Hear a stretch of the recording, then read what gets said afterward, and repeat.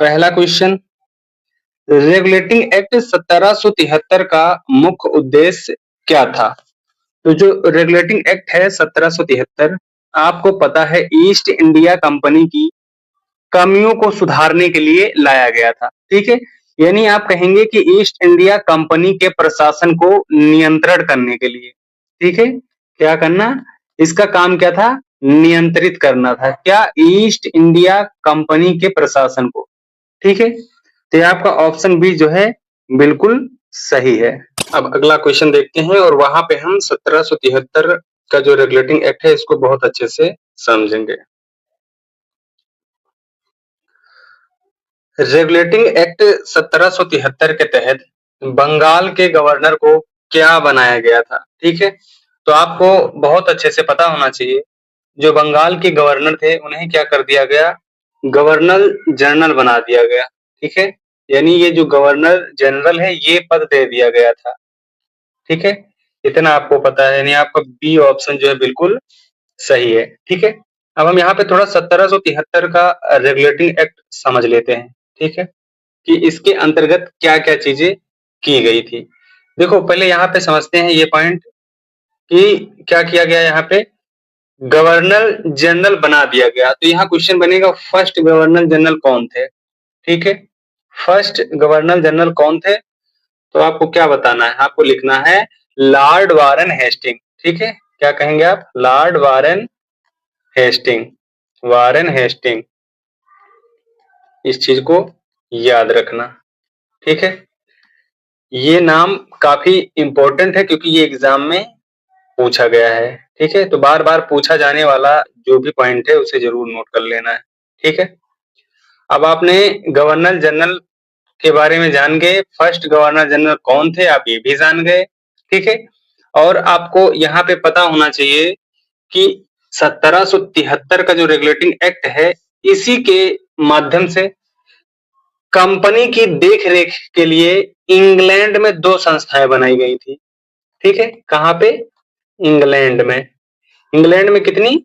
England में 2 संस्थाएं बनाई गई थी। वो संस्थाएं कौन कौन सी हैं तो ये जरूर याद रखना। पहली संस्था क्या थी? निदेशक मंडल। ठीक है, क्या थी? निदेशक मंडल। ये पॉइंट याद कर लेना अच्छे से, निदेशक मंडल। यहाँ पे कितने सदस्य थे? तो आप कहेंगे यहाँ पे कुल सदस्य कितने थे? 24 सदस्य थे। ठीक है, यानी इस निदेशक मंडल में कुल कितने सदस्य थे? तो आप कहेंगे 24 सदस्य थे। ठीक है, और आपका जो दूसरा था संस्था वो क्या था? हितधारकों का मंडल था। क्या था? तो आप कहेंगे हितधारकों का मंडल। बहुत आराम से चीजों को पढ़ना है और अच्छे से याद रखना है, हितधारकों का मंडल। ठीक है, तो ये 2 संस्थाएं थी, इस चीज को याद रखना अच्छे से। कितनी संस्थाएं थी? 2 संस्थाएं थी। ठीक है, और इसी के माध्यम से क्या हुआ था? इसी के माध्यम से जो कंपनी के कर्मचारी थे उनको निजी व्यापार करने और भारतीय लोगों से उपहार व रिश्वत लेने के लिए क्या किया गया?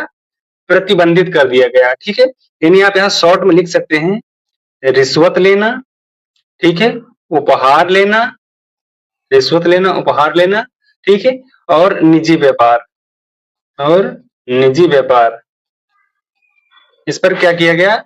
इसको प्रतिबंधित कर दिया गया था। ठीक है, क्या किया गया? प्रतिबंधित कर दिया गया था। इस चीज को याद रखना है शॉर्ट में। ठीक है, अब इतने पॉइंट यहाँ से याद रखना, आगे सवाल में हम और यहाँ से पॉइंट क्लियर करेंगे। चलो अगला क्वेश्चन देखते हैं। 3 की बात करते हैं। रेगुलेटिंग एक्ट 1773 के तहत पहला गवर्नर जनरल कौन बना था? पहला गवर्नर जनरल कौन बना था? आपको पता है वारेन हेस्टिंग। ठीक है, कौन बना था? वारेन हेस्टिंग बना था। अगला क्वेश्चन देखते हैं। गवर्नर जनरल की सहायता के लिए कितने सदस्यीय परिषद बनाई गई थी? तो जो गवर्नर जनरल है उसके सहायता के लिए कितने सदस्य की परिषद बनाई गई थी? तो आपको पता है वो 4 सदस्यीय परिषद थी। कितनी? 4 सदस्यीय परिषद थी। ठीक है, ये चीज याद रखना। अच्छा, यहाँ पे आपने देखा कि गवर्नर जनरल कौन था? तो आप कहेंगे वारेन हेस्टिंग था। कौन था? वारेन हेस्टिंग था। ठीक है, वारेन हेस्टिंग। अब एक चीज यहाँ पे जरूर याद रखना, ये क्लियर कर देता हूं कि ये क्या था, ये इस संसदीय परिषद का क्या था, अध्यक्ष था। इस चीज को याद रखना। ये जो 4 सदस्यीय परिषद बनाई गई थी, इसका अध्यक्ष कौन था, वारेन हेस्टिंग था। ये आपको बहुत कम देखने को मिलता है, ये हर जगह आपको नहीं बताया जाता, ठीक है। लेकिन यहाँ आपको क्लियर कर रहा हूं कि वारेन हेस्टिंग क्या था, अध्यक्ष था। किसका, इस संसदीय परिषद का। बाकी यहाँ पे 4 लोग थे। अब हम समझ लेते वो 4 लोग कौन कौन थे। तो पहला इंसान वो कौन था, तो आप कहेंगे फिलिप फ्रांसिस था। नाम याद रखना है और अच्छे से याद रखना है, फिलिप फ्रांसिस, ठीक है। फिलिप फ्रांसिस, यहाँ पे अभी आपको और भी चीजें जानने को मिलेंगी। Philip Francis. अब मैं आपसे पूछूंगा ये फिलिप फ्रांसिस था कौन, तो आप क्या कहेंगे, ये ब्रिटिश राजनीतिज्ञ था, ठीक है। क्या था, ब्रिटिश राजनीतिज्ञ था।